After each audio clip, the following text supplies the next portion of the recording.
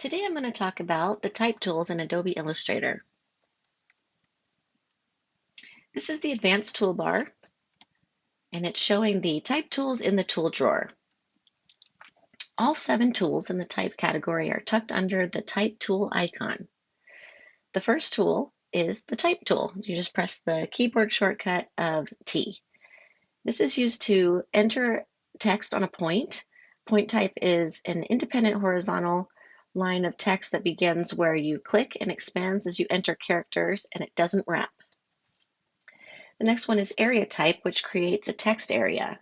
Area type, or paragraph type is sometimes known as, uses boundaries of an object to control the horizontal flow of characters, and the text wraps when it reaches the border. Placeholder text will fill the text area by default and can be disabled by going to Preferences, Type, uncheck Fill New Type Objects with Placeholder Text. The next one is type on a path, where text can be entered on a path or a shape. First, you draw the path with drawing tools or shape tools, and then you use this tool to type along that path. Next is the vertical type tool, that is same as the type tool except that it runs vertically instead of horizontally. After that is the vertical area type, same as the regular area type except it runs vertically instead of horizontally.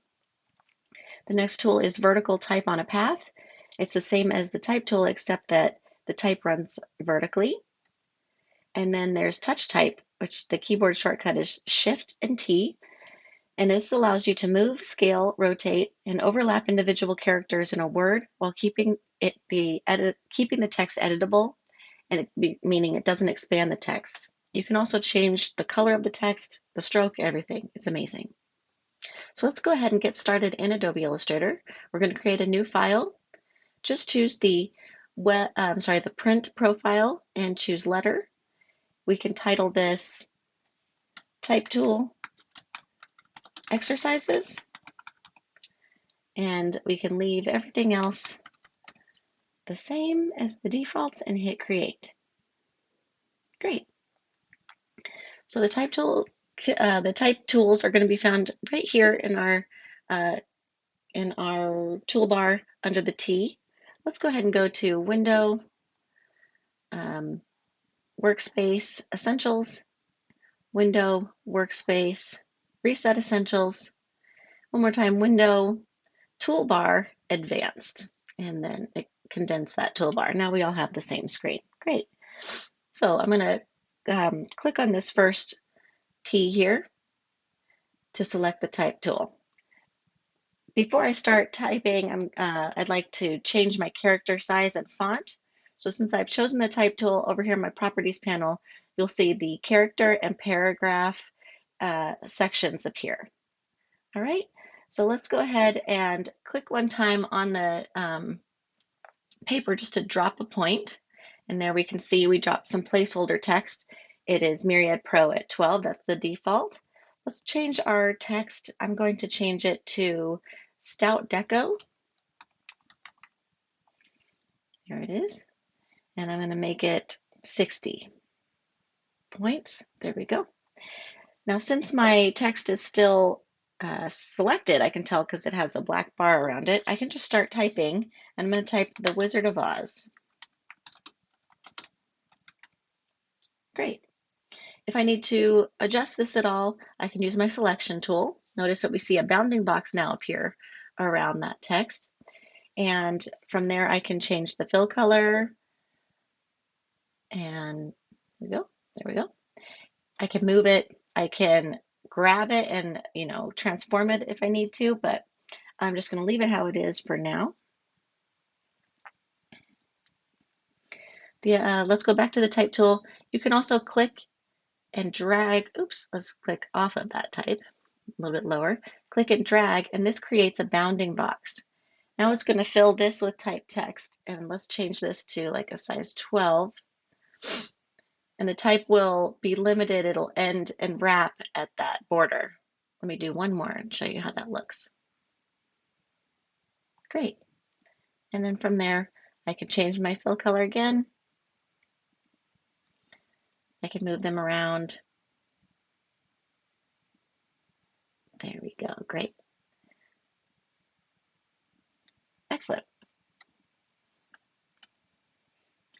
Let's use area type next.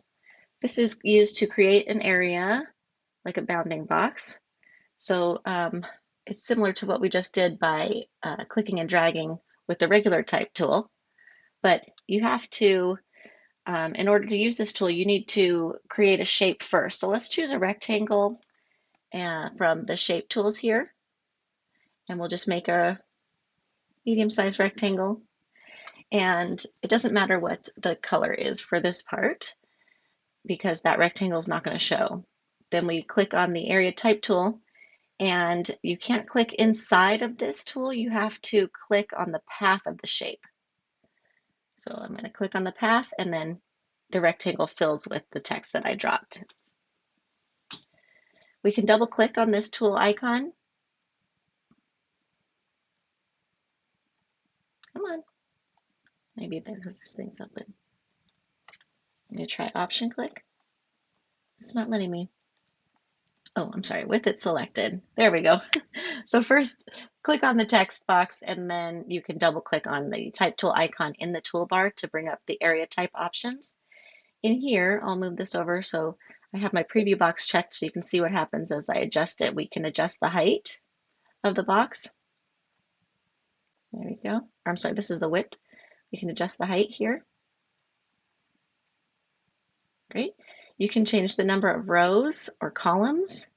So you kind of create a table. From there, you can adjust the span. That's the space of the box itself. You can adjust the gutter, which is the space between the boxes, both vertically and horizontally in the rows and columns. You can adjust the offset, which is going to give it a little padding in each of those cells that we created. You can adjust how far the first baseline.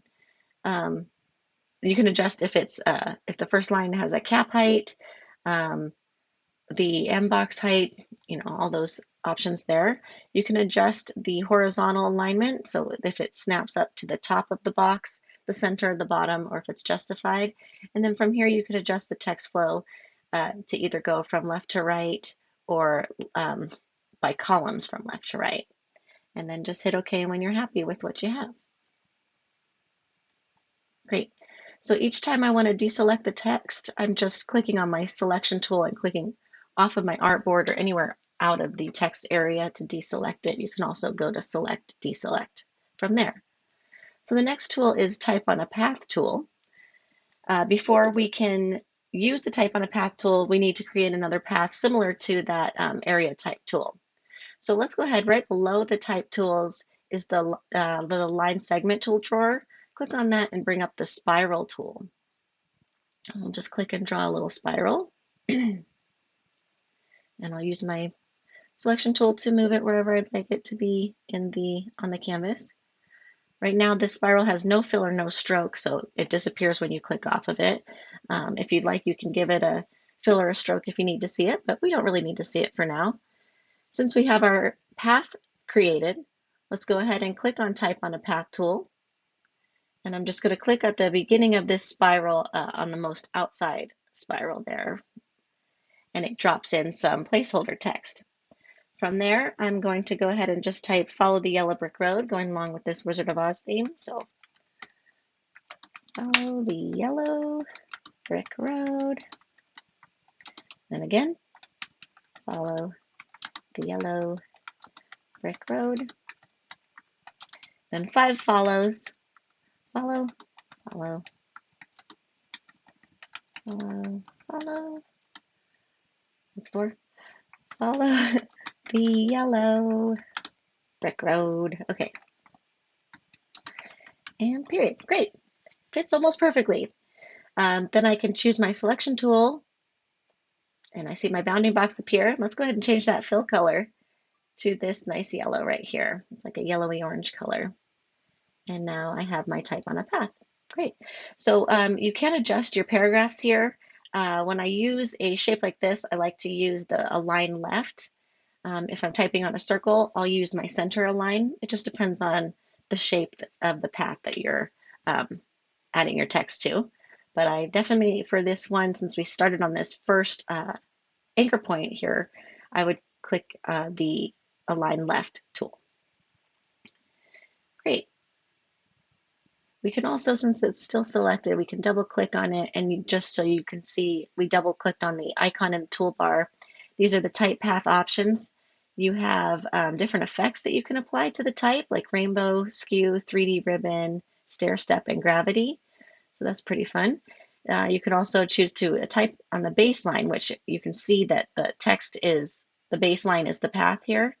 You can also choose a sender and see what that looks like, where the path is along the ascender of the text there.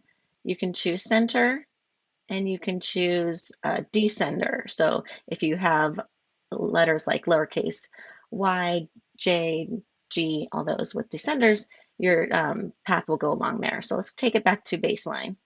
And then you can adjust the spacing as well and hit OK. Great. Next, we're going to work with vertical type. So same as the type tool, except that it runs vertically. So let's go ahead and click on that. With this type tool, you do not need to create a path. You can just click one time and drop some path in. Here we're going to type in the Tin Man. And then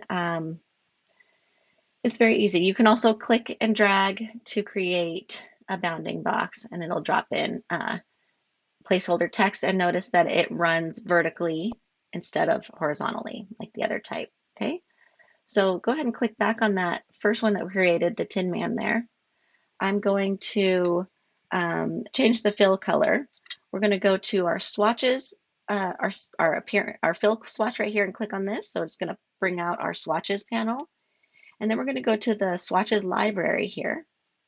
Go to metal, and it's going to bring up this wonderful color library of different metal options. We're going to choose this third folder here, which is silver, and we'll choose the middle option. And we turned this text that nice gray color. I can go ahead and exit out of this palette. We don't need it anymore.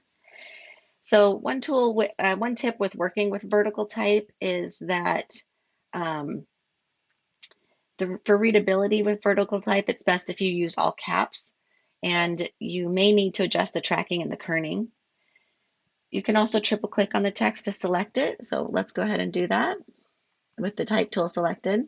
1, 2, 3. If you double click, it selects one line. Oh, I jumped off there. If you double click, it selects one word, but if you triple click, it selects the whole thing. See that? Keep dropping text. Sorry about that. Triple click. 1, 2, 3. 1, 2, 3. There we go. Great.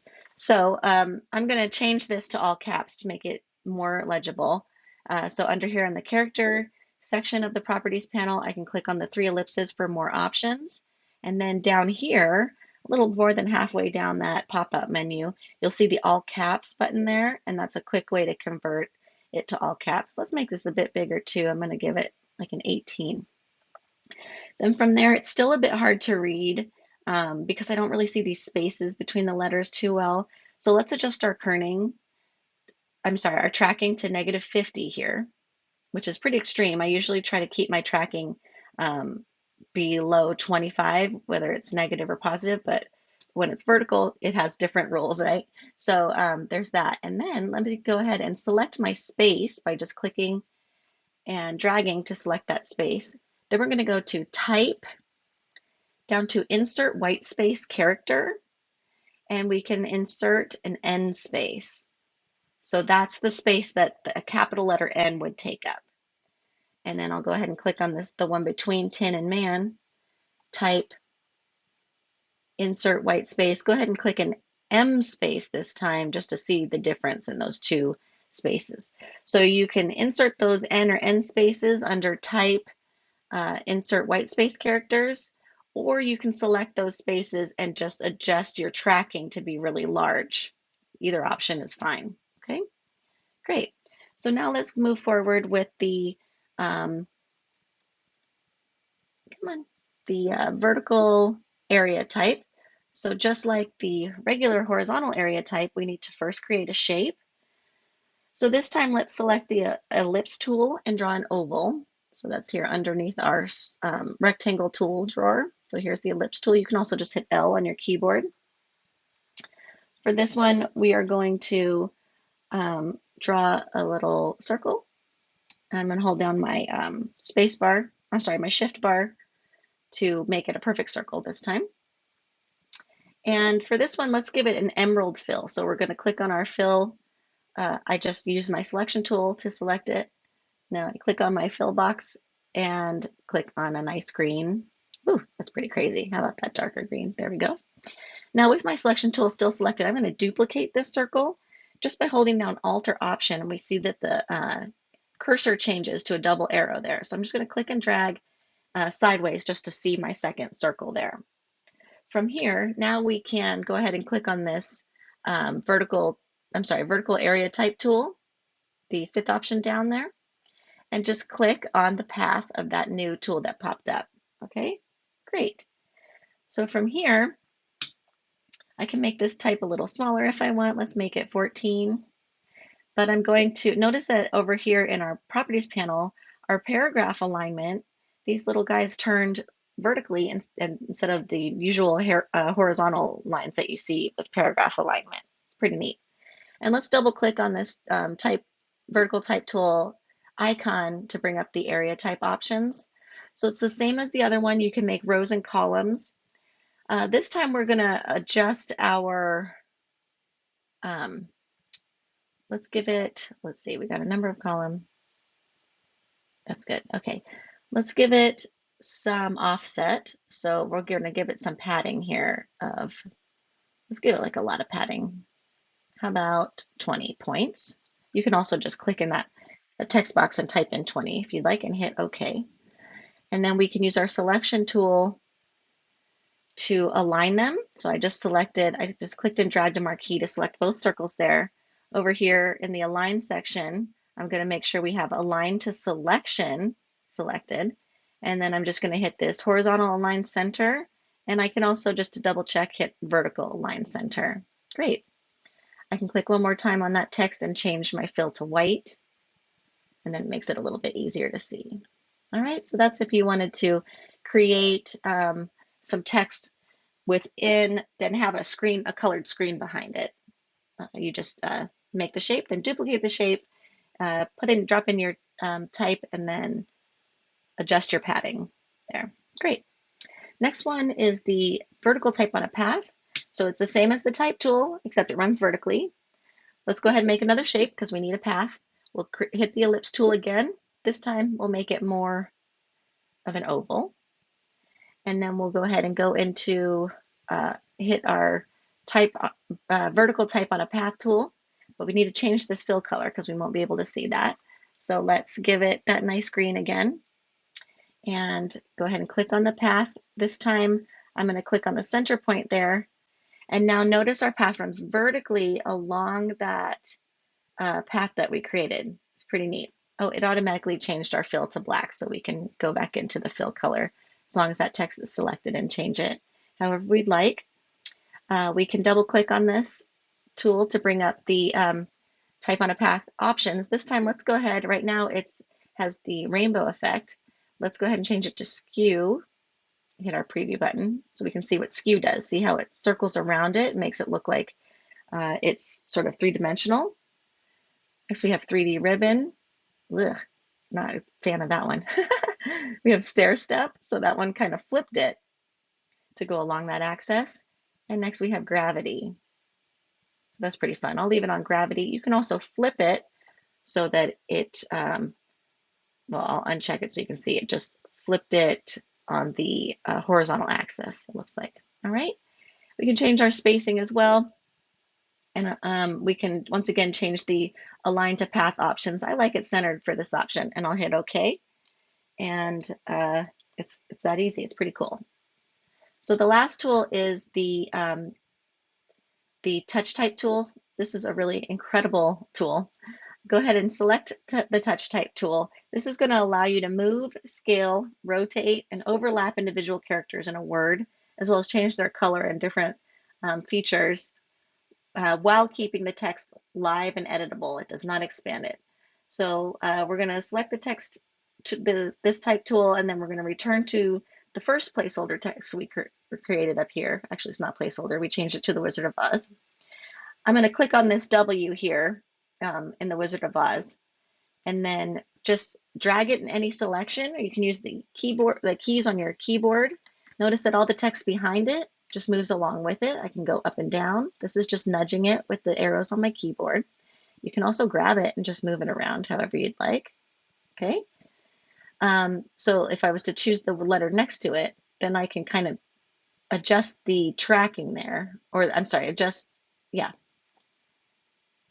adjust the leading, sorry, which is the lines between the text, the rows of text, or you can adjust your kerning, which is the space between the letters there. Okay. You can also this little circle above it, when you hover over it, it's a rotate widget, so I can just click and drag to rotate that letter. How fun is that? Each corner widget does something different. So this top one is going to increase the height of this letter. This one's going to expand it so that it doesn't distort the dimensions of that letter. And this one right here is going to widen that letter. And then, like I said, you can go to your fill color, change it to that emerald green. You can adjust the opacity for this if you'd like. It's so amazing that you can do all these things and keep it all editable. So there you go. That's it for all the type tools. Thank you for watching.